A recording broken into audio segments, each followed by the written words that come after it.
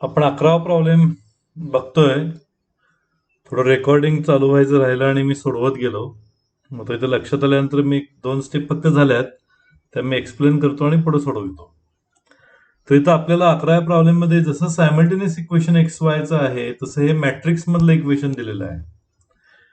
हे 3x minus Y equal to 1 matrix and x minus 3y equal to एक 1 matrix, another matrix. आणि हे x आणि Y इथं जे आपल्याला व्हेरिएबल म्हणून दिसतात ते मॅट्रिक्स आहेत. कारण हे वजाबाकी बेरीज वजाबाकीच्या उजव्या साईडला मॅट्रिक्स असेल तर हे एक्स आणि वाय पण काय असणार, मॅट्रिक्सच असणार. तर जसं आपण सायमल्टेनियस इक्वेशन सोडवत होतो तसंच हे सोडवायचं आहे. मग इथं 1 आणि 2 इक्वेशन्स आहेत. तर मला पहिल्यांदा एक्स इलिमिनेट करायचं असेल तर ह्याला काय करायला लागेल, 3 न गुणायला पाहिजे आणि मग ह्यातनं हे इक्वेशन वजा करायला पाहिजे. म्हणजे 1 मायनस 3 टाइम्स इक्वेशन 2. आणि तर आपण केलंय व पहिलं इक्वेशन आहे तसंच लिहिलंय 3x minus Y equal to हा मॅट्रिक्स. आणि दुसऱ्या इक्वेशनला 3 न गुणायचं आहे. 3 गुणिले एक्स 3x वजा 3 त्रिक 9y बरोबर ह्याला 3 न गुणायचं आहे. अशा पद्धतीने आपण केलेलं आहे. आणि वजा करणे म्हणजे काय, खालच्या इक्वेशनची चिन्ह बदलणे. म्हणजे हे मायनस झालं, हे मायनसचं प्लस झालं आणि हे मायनस झालं. मग इथं राहिले काय 8y इक्वल टू हे पहिला मॅट्रिक्स फक्त आडवी मांडणी केली, या उभ्याच्या ऐवजी आडवं मांडले, बाकी काय केलं नाही. आणि ह्याला 3 न आत गुणले, 3 0 0 3 0 0, 3 त्रिक वजा 9, सॉरी 3 त्रिक 3 1 3 वजा 3 आणि परत 3 1 3 वजा 3. मग 8y बरोबर ह्यांची जी वजाबाकी आहे 1 वजा 0 1 वजा 1 वजा 0 वजा 1 वजा 1 वजा वजा अधिक 3 म्हणजे 2 आले. आणि 1 वजा वजा 3 म्हणजे 1 अधिक 3 म्हणजे 4 आले. सो y इक्वल टू, आता हे 8 जे आहे ते त्या साईडला घेऊया, 1/8 हा आहे तसा मॅट्रिक्स. मग आपण आहे तसं ठेवू शकतो किंवा आत 1/8 न गुणूया. 1/8 न गुणणे म्हणजे थोडक्यात 8 न भागणे. 1/8 परत -1/8 2/8 आणि 4/8. यातलं 2/8 आणि 4/8 आपण सिम्प्लिफाय करू शकतो. सो इट इज 1/8 -1/8 2/8 म्हणजे 1/4 आणि 4/8 म्हणजे 1/2. So this is value of y. And now put this value of y in equation 1. Equation 1 काय, 3x minus y equal to this matrix. मग 3x minus y आपण आता इथे काढलाय, तो काय बघा y. किंवा असं करूया, y शेवटच्या स्टेपला घालूया. आपल्याला x ची किंमत पाहिजे तर 3x फक्त लिहून घेऊया आणि इक्वल टू हे y तिकडे गेल्यानंतर काय होतील, हा मॅट्रिक्स आहे तसाच आणि प्लस काय होणार आहे तिकडे गेल्यानंतर y. म्हणजेच काय, y ची किंमत झाली आता आहे 1 मायनस 1 मायनस 1 1 आणि प्लस y ची किंमत काय आली आहे 1/8 मायनस 1/8 1/4 आणि 1/2. सो 3x इक्वल टू हे 1 मायनस काय तर असं मोठ्या ह्याच्यात करूया आपण, 1 प्लस 1/8 त्यानंतर -1 मायनस 1/8 त्यानंतर -1 प्लस 1/4 आणि 1 प्लस 1/2. आता आपण ही किंमत घातल्यानंतर आता हे काय येईल बघा, ह्याचं 8 1 8 8 1 9 9/8, हे 4 1 4 वजा 4 अधिक 3 म्हणजे -3/4, हे 8 1 8 वजा 8 वजा 1 वजा 9/8 आणि 3/2. ही 3x ची किंमत आली. आपल्याला x ची किंमत पाहिजे. x म्हणजे काय, 1/3 इंटू हा मॅट्रिक्स वर काढलाय तो म्हणजे 9/8 मायनस 9/8 मायनस 3/4 आणि 3/2. आता 1/3 न आत गुणणे म्हणजे थोडक्यात 3 न भागणे. मग उत्तर काय मिळेल बघा, 9/8 ला 3 न भागल्यानंतर 3 त्रिक 9 3/8, इथं पण -3/8, हे 3 ला 3 कॅन्सल झाले -1/4 आणि परत 3 ला 3 कॅन्सल झाले 1/2. So this is last answer for y. आणि जर मग शेवटी आपण जर बघितलं याचं उत्तर तर काय काय येईल बघा. एक्स इक्वल टू इथं आता लिहिलेलं आहे तेच 3/8 मायनस 3/8 मायनस 1/4 आणि 1/2 आणि वायचं पण उत्तर आपण वर काढलंय. ते काय वाय म्हणजे पहिल्यांदा काढलेलं 1/8 मायनस 1/8 1/8 मायनस 1/8 आणि 1/4 आणि 1/2. So this is the answer. आता या पद्धतीनं 12वा जो प्रॉब्लेम आहे तो तुमचा तुम्ही सोडवायचा आहे. 2a मायनस बी एक इक्वेशन दिलेलं आहे, त्याच्यात उजव्या बाजूला जो मॅट्रिक्स आहे तो साईज काय का असे ना तो 2/3 आहे, तर 2/2 होता. जसा हा प्रॉब्लेम सोडवलाय तसाच तो तुम्ही प्रॉब्लेम सोडवायचा आहे. आता मी 13वा प्रॉब्लेम घेतो डायरेक्ट. आता 13वा प्रॉब्लेम काय आहे की त्यांनी एक्स आणि वाय काढायला सांगितलंय. Find x and Y. If त्यांनी एक इक्वेशन दिलंय की 2x plus Y 3 minus 1 4y 1 4 plus another matrix -1 6 4 आणि 3 0 3 इक्वल टू उजव्या बाजूला त्याने दिलेलं आहे 3 6 5 18 आणि 5 7. पहिली गोष्ट प्रॉब्लेम व्यवस्थित लिहून घेतला का नाही बघायचं, कारण माझ्या पण चुका होतात. काहीतरी एखादा आकडा जर चुकला तर पूर्ण प्रॉब्लेम चुकत जातो तो. त्यामुळं आधी व्यवस्थित प्रॉब्लेम चेक करून घ्या बरोबर लिहिलाय का नाही तो, आणि मग आपण सोडवा लागूया. तर हा प्रॉब्लेम सोडवायचा म्हणजे काय, साधी मेथड आहे एकदम सिंपल. इक्वॅलिटी ऑफ मॅट्रायसेस वरचा प्रॉब्लेम आहे. पहिल्यांदा ह्या डाव्या बाजूला जी बेरीज आहे ती आधी करून घेऊया. दोन मॅट्रिक्सची बेरीज म्हणजे काय, त्यांची रिस्पेक्टिव्ह एलिमेंट्सची बेरीज. मग हे काय येणार, ह्याची बेरीज 2x प्लस वाय मायनस 1 हे 3 अधिक 3 6 वजा 1 अधिक 6 5 4y अधिक 0 4y आहे तसंच आणि 1 अधिक 4 5 4 अधिक 3 7 आणि इक्वल टू काय 3 6 5 18 आणि 5 7. संपलं. आता हे दोन मॅट्रिक्स काय आहेत दिसते आपल्याला इक्वल. जर दोन मॅट्रिक्स इक्वल असतील, डेफिनेशन बघा काय सांगितलंय, if two matrices are equal then their elements are same and their sizes are same. Element same म्हणजे काय बघा की हा आपल्याला माहित नाहीये, हा इक्वल टू काय असणार 3 आणि हा माहित नाही, हा इक्वल टू काय असणार 18 आणि बाकी काय आहेत बघा सेमच आहेत 5 5 7 6. मग काय येणार बाय इक्वॅलिटी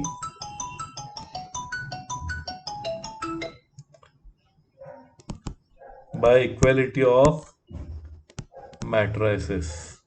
एक मिनिट.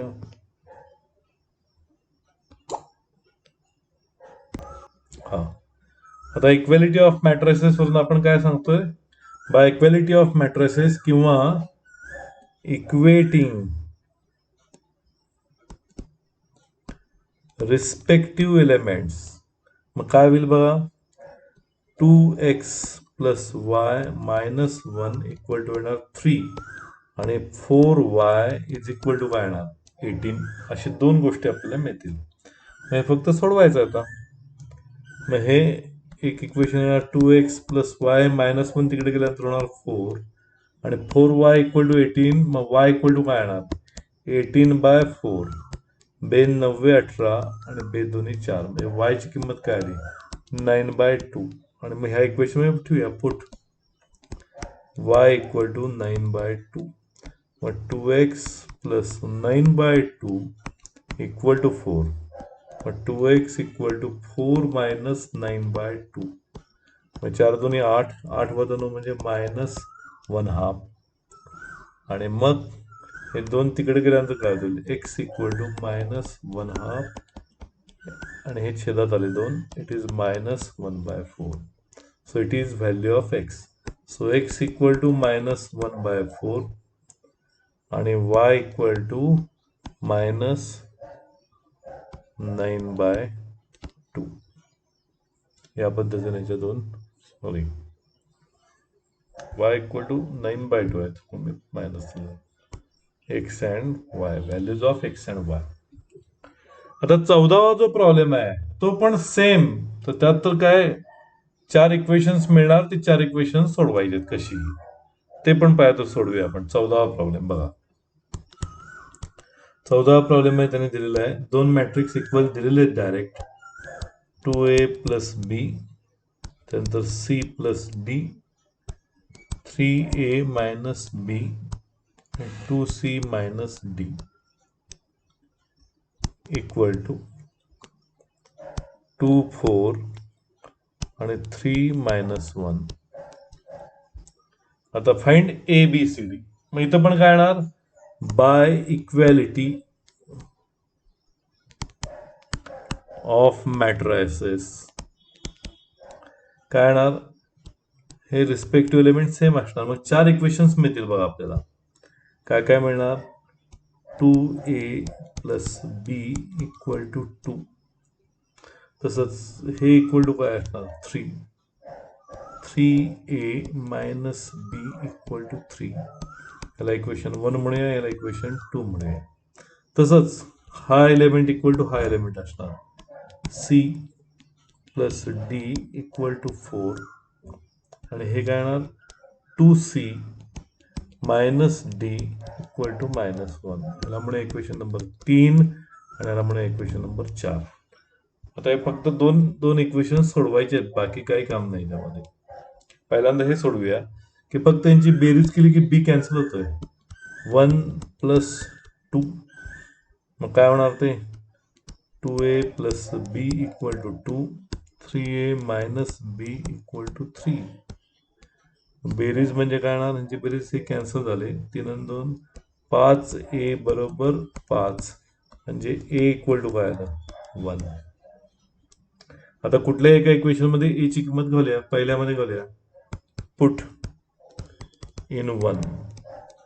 मध्ये काय येईल, 2a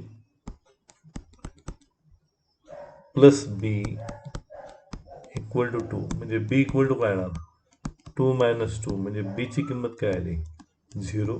दुसरं उत्तर मिळालं बघा. आता हे सी आणि डीचं इक्वेशन पण तसंच सोडवूया. सी आणि डीचं कसं होणार, इथं पण यांची बेरीज केली की डी ला डी कॅन्सल होत आहे. मग 3 + 4, इक्वेशन 3 + 4. मग नीट परत मांडून घेऊया, c + d = 4 आणि 2c - d = -1. आता यांची बेरीज करायची आहे, डी ला डी कॅन्सल होईल, 2 आणि 1 3c = 3. c ची किंमत काय येईल, c = 1.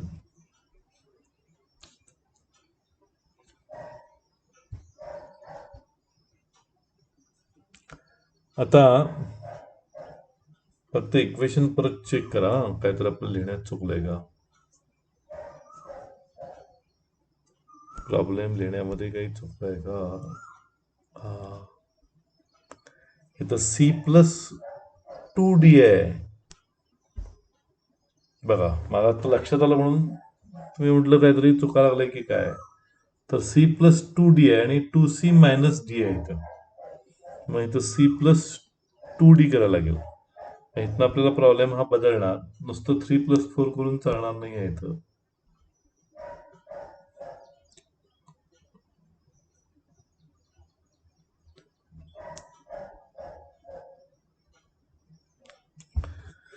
आता हे एक डी तरी जायला पाहिजेत किंवा सी तरी जायला पाहिजेत, काहीही. मग समजा डी जायला पाहिजे असेल तर 2 ने गुणायला पाहिजे. मग तिसरं इक्वेशन अधिक 2 गुणिले चौथं इक्वेशन, म्हणजे c + 2d = 4. आणि ह्याला खालच्याला 2 न गुणल्यानंतर येणार आहे 4c अधिक -2d = -2.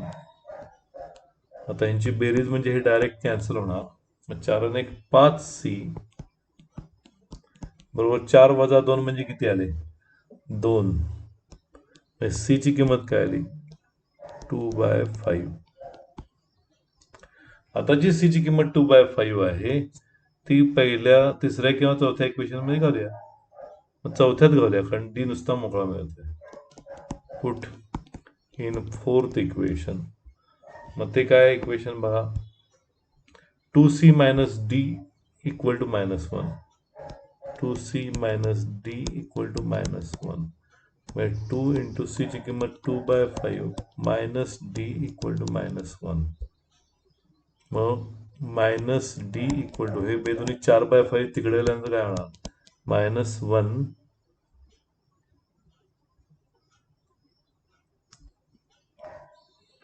-4/5. चिन्ह बदललं काय होईल डी इक्वल टू 1 प्लस 4/5. दोन्हीकडची चिन्ह बघितली आपण. 5 1 5 आणि 5 आणि 4 किती येणार ते 9.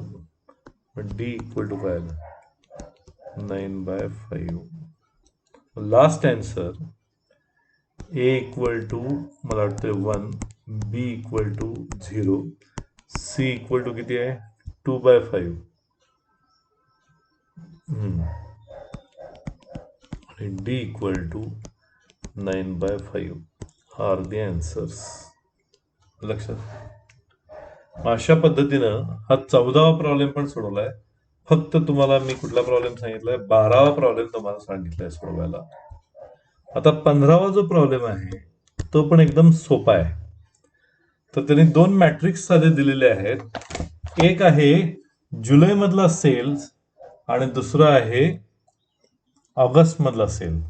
आणि 2 सेलर्स आहेत किंवा 2 शॉप आहेत. एक गणेश शॉप आणि एक सुरेश शॉप असे 2 शॉप आहेत आणि त्याच्यामधला सेल्स दिलेला आहे. मग सेल्स इन जुलै आणि तो सेल्सचा मॅट्रिक्स त्यांनी साधा दिलेला आहे. तो काय काय बघा 5600, 6750 आणि 8500.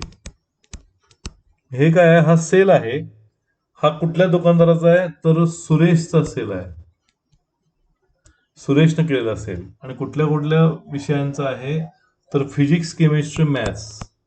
हे फिजिक्स हे केमिस्ट्री आणि मॅथ्स. म्हणजे सुरेशचा जुलै मधला सेल जो आहे त्याचा मॅट्रिक्स दिलेला आहे.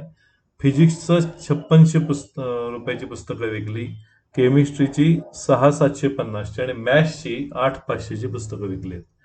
तेच गणेशचा जो सेल आहे त्याचं जर त्याने दिलेलं आहे की 6650 त्यानंतर 7055 आणि 8905. हे जे आकडे आहेत हे सेल्स आहेत. पहिली जी रो आहे ती सुरेशनं केलेला सेल आहे, दुसरी जी रो आहे ती गणेशनं केलेला सेल आहे. आणि कॉलम वाईज बघितलं तर पहिला कॉलम म्हणजे फिजिक्सचा सेल, दुसरा कॉलम म्हणजे केमिस्ट्रीचा सेल आणि तिसरा कॉलम म्हणजे मॅथ्सचा सेल. आणि हा सगळा कशातला आहे जुलै मधला सेल आहे. जुलै 17 काय असेल ते किंवा नुसतं जुलै म्हटलेलं आहे ते असेल ते आणि त्याला नाव दिलंय ए. तसंच ऑगस्ट मधला जो सेल आहे ऑगस्ट 17 म्हणा पाहिजे बी, ते पण सेम आकडे असेच वर फिजिक्स केमिस्ट्री आणि मॅथ्स आणि परत वरचा रो आहे तो सुरेशचा सेल आणि खालचा रो आहे तो गणेशचा सेल. आणि त्याच्या किमती आपल्याला दिलेल्या आहेत 6650, 7055 आणि 8905. तेच आकडे आहेत. आणि गणेशचा सेल आहे 7000, त्यानंतर 7500 आणि 10200. आता इथं आपल्याला आकडे दिसतात की ऑगस्ट महिन्यामध्ये जुलैपेक्षा आकडेही जास्त आहेत. म्हणजे ऑगस्ट मधलं सेल जास्त आहे. तर त्यांनी विचारलेलं आहे की increase in sales from July to August. मग increase in sales from July to August म्हणजे काय, ऑगस्टच्या सेलमधनं जुलैचा सेल वजा करायचा. That is B minus A. मग जर बी मायनस ए केलं तर काय, B minus A equal to, पहिल्यांदा बी लिहून घेऊ आपण की 6650 7000 7055 7500 8905 10200 वजा ए मॅट्रिक्स काय आहे, 5600 6650 5600 त्यानंतर 6650 67 50 7055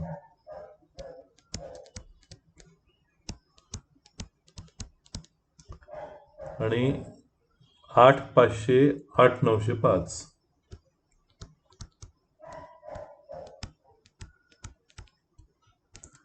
आता यांची वजाबाकी केल्यानंतर जो आपल्याला मॅट्रिक्स मिळणार आहे की 6750 वजा 5600 म्हणजे किती येणार, हे 400 6 4 10 1050 येणार आहे. सो दॅट विल बी, त्यांची वजाबाकी जी आहे ती किती येईल, 1050. त्यानंतर 7000 वजा 6750, 7000 मधनं 6750 गेलं, राहिले किती 350. त्यानंतर 7055 वजा 6750. आता 6750 आणि 7000 मधला फरक 250, 250 अधिक 250 अधिक नुसते 55 म्हणजे किती येईल ते, 250 अधिक 5 300 आणि हे येणार 305.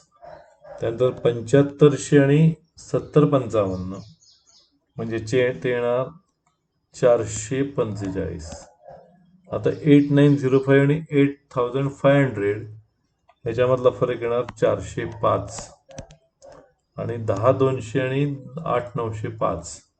मी 8900च धरूया आपण पाहिजे तर, हे 8900 म्हणजे हे 1100 1100 आणि 200 1300 आणि 1300 मधनं 5 गेले 1295. So this is increase in sale.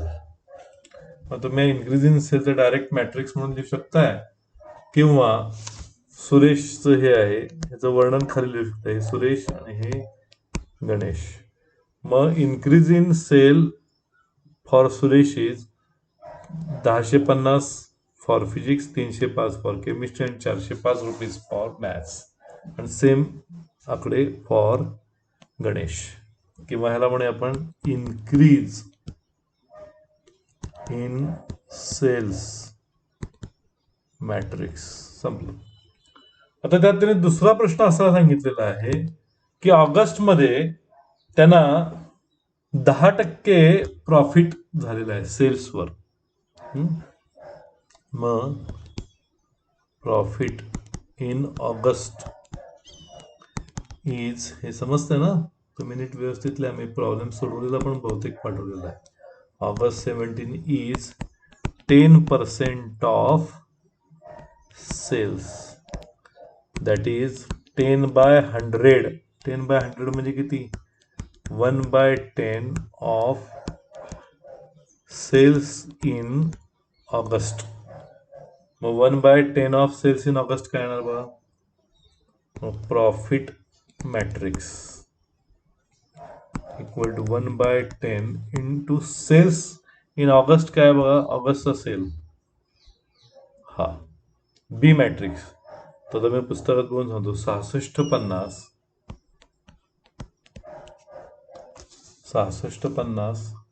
त्यानंतर 7000 त्यानंतर 7055 7500 आणि 8905 आणि 10200. तर 1/10 गुणणे म्हणजे थोडक्यात आतल्या प्रत्येकाला 10 भागणे. मग प्रॉफिट मॅट्रिक्स काय आले की 0 राहिले, 665 हे 700 हे 705.5 हे 750 हे 890.5 आणि हे 1020. हे आले प्रॉफिट्स, प्रत्येकाचे प्रॉफिट. म्हणजे सुरेशला फिजिक्सची पुस्तकं विकून 665 रुपये प्रॉफिट, केमिस्ट्रीची पुस्तकं विकून 705.5 प्रॉफिट आणि मॅथ्सची पुस्तकं विकून 890.5 प्रॉफिट होईल. सेम फॉर गणेश, फिजिक्सची पुस्तकातनं 700 रुपयाचा प्रॉफिट, केमिस्ट्रीच्या पुस्तकातून 750 रुपयाचा प्रॉफिट आणि मॅथ्सच्या पुस्तकातून 1020 रुपयाचा प्रॉफिट मिळेल. अशा पद्धतीनं आपल्याला हे प्रॉफिट काढता येतात. आणि कसं लिहायचं हे मी जी PDF पाठवलेली आहे त्यामध्ये सगळं डिटेल लिहिलेलं आहे, त्याप्रमाणे सोडवा. हा 2.3 संपलेला, 2.2 संपलेला आहे आणि आता 2.3 जो आहे तो पण सोडवा लागायचा आहे लगेच, कारण 2.3 मध्ये गुणाकार आहे. ज्यांना समजले ते सोडवा लागा, नाहीतर त्याचा पण व्हिडिओ मी पाठवतोय. आणखीन एक सूचना की या येणाऱ्या रविवारी आपली मॅट्रिक्सवर पहिली टेस्ट आहे आणि त्याला सिलेबस आहे अप टू 2.3, म्हणजे पुढचा एक्सरसाइज टेस्टला आहे.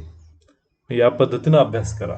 आणखीन एक महत्वाची सूचना की अजूनही कोणी बाहेरचे, दुसऱ्या क्लासचे किंवा आपल्या क्लासमधले, आपल्या मित्रमैत्रिणींच्या पैकी कोण क्लास मॅथ्सला जॉईन करणार असेल तर वेळ न घालवता लगेच जॉईन व्हायला सांगा, कारण हळूहळू आपला स्पीड वाढणार आहे. मी आता स्पीड कमी ठेवला आहे की एकाड एक दिवस व्हिडिओ पाठवतोय, तुम्हाला करायला सांगतोय, कारण अजूनही कोणतरी नंतर हळूहळू येत राहतंय आणि त्यांचा अभ्यास बुडतोय.